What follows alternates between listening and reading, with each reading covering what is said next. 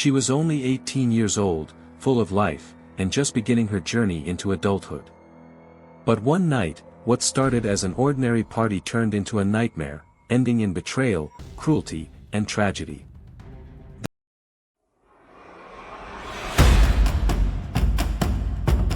This is the heartbreaking story of Alyssa Nocita, whose final hours revealed a shocking truth about the people she trusted. Before we begin, don't forget to subscribe to More Crime. We upload new true crime stories every second day. Hit the bell icon so you never miss a case that deserves to be heard. Alyssa May Nocita was just 18 years old, a high school senior in Washington state with her whole future ahead of her. Friends described her as funny, kind, and full of energy. She loved music, she loved being around people, and like so many teenagers, she was still figuring out who she was and who she wanted to become. But Alyssa was also vulnerable. Like many teens, she faced pressures, insecurities, and the pull of risky choices. In early 2018, she found herself connected with a group of older acquaintances, people who would ultimately lead her down a dangerous path. On February 3, 2018, Alyssa told her mother she was heading out to a party. For her family, it was nothing unusual, just another night where a teenager would spend time with friends. But Alyssa never came home. The next morning, panic set in. Calls went unanswered, messages left unread. Her family's worry quickly turned to dread. Alyssa had vanished overnight, and nobody seemed to know where she had gone. What no one knew at that time was that Alyssa's final hours were already sealed. She had gone to the home of a 20-year-old man named Brian Varela. What followed was a chilling sequence of events that would shock not only Alyssa's loved ones, but the entire community once the truth came out. Because inside that house, instead of finding friendship or fun, Alyssa found betrayal. She became the victim of a predator who showed no remorse, and whose actions after her death would horrify investigators and leave a community demanding justice. On the night of February 3, 2018, Alyssa arrived at Brian Varela's house in Linwood, Washington. He was 20 years old, barely out of his teens himself, but with a reputation for being reckless, careless, and drawn to drugs. That night, the house wasn't full of friends, music, or laughter. It was just Alyssa, Brian, and a few others passing through, with drugs and alcohol taking center stage. According to witnesses and investigators later, Alyssa used a potent mixture that night, including a dangerous amount of pills. She was inexperienced, and her body couldn't handle the dose. Within a short time, she started to feel the effects, growing weak, disoriented, and eventually slipping in and out of consciousness.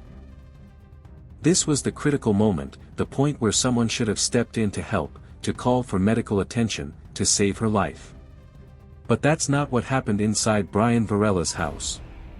Instead, he saw Alyssa's condition not as a cry for help but as an opportunity.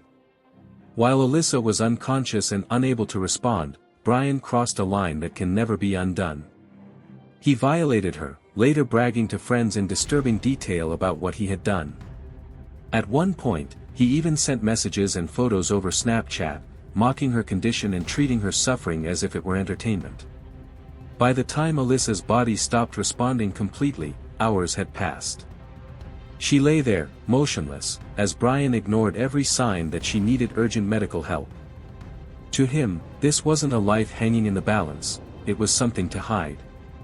That night, instead of picking up the phone and calling 911, Brian Varela made a chilling choice. To cover up what had happened, dragging Alyssa's final hours into something even darker. When Alyssa stopped breathing, the room went silent, but not with panic, not with urgency. Brian Varela didn't reach for his phone to call for help. Instead, he shifted into a cold, methodical mindset that shocked investigators later. His first move wasn't to save Alyssa. It was to conceal her death. He placed her body in his bedroom and left it there overnight, as though nothing had happened. For hours, her lifeless body remained in that room, while Brian slept nearby, unmoved, unbothered, and disturbingly calm. The following morning, Brian went to work at a local gaming company. He even bragged to a coworker about what had happened, describing Alyssa's overdose in chillingly casual words. He admitted he had assaulted her while she was unconscious and confessed that she had died in his home.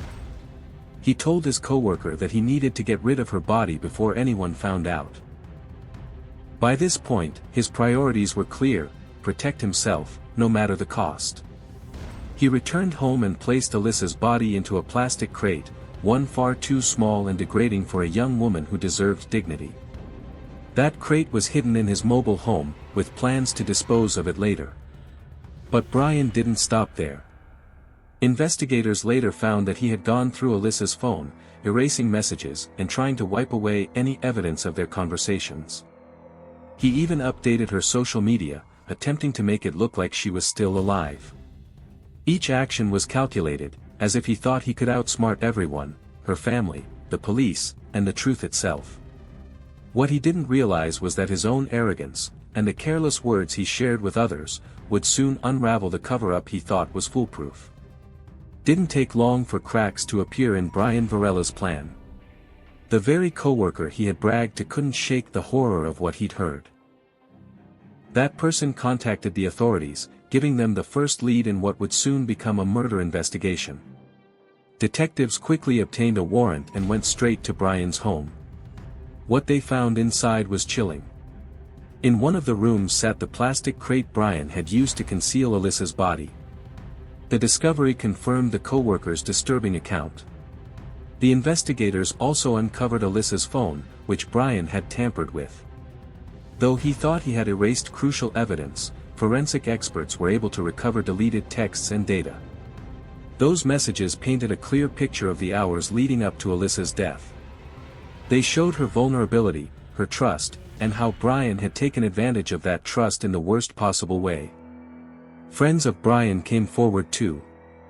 Several admitted that he had boasted about what he had done, describing Alyssa's final moments as though it was nothing more than a story to entertain others. Their testimonies gave prosecutors powerful evidence, because it proved intent, callousness, and a complete lack of remorse. Meanwhile, Alyssa's family was left in anguish. Days passed with no word from her, and when the news finally broke, their world shattered. The girl they had known, bright, funny, and full of life, had been reduced to a crime scene. Police pieced everything together: the overdose, the assault, the concealment, and the bragging. Each part of the investigation pointed to one conclusion: this was not an accident. This was a preventable death, turned into a crime by choices Brian Varela had made every step of the way. When Brian Varela was finally arrested, the weight of the charges he faced reflected the horror of what had happened. Prosecutors brought forward accusations of manslaughter, sexual assault, and evidence tampering. Each charge carried serious consequences, but for Alyssa's family, no sentence could ever measure up to the loss they endured. In the courtroom, the atmosphere was tense. Alyssa's loved ones filled the benches, clutching photos of her, silently demanding justice. The prosecution laid out their case in grim detail. They presented the disturbing Snapchat messages, the testimony from Brian's coworkers, and the forensic evidence that tied everything back to him. It was impossible to ignore how calculated his actions had been after Alyssa lost consciousness. But then came the moment that shocked the community: Brian Varela accepted a plea deal. Instead of facing the full weight of the most severe charges, he pled guilty to second-degree manslaughter, third-degree rape, and controlled substance delivery. The plea meant he avoided the possibility of a long trial and harsher punishment. When the sentence was announced, just under 3 years in prison, it felt like a devastating blow. Gasps echoed through the courtroom. Alyssa's mother broke down, her grief colliding with disbelief. How could a young man responsible for such a monstrous act serve such a short time? For many, it felt as if Alyssa's life had been reduced to a mere footnote in the justice system. The case sparked outrage far beyond the courtroom walls. People demanded answers. How could the system allow someone who showed no remorse, who mocked his victim's death, to walk free in just a few years? It was a moment that ignited fierce debates about sentencing laws, plea bargains, and whether true justice had been served for Alyssa Noceda.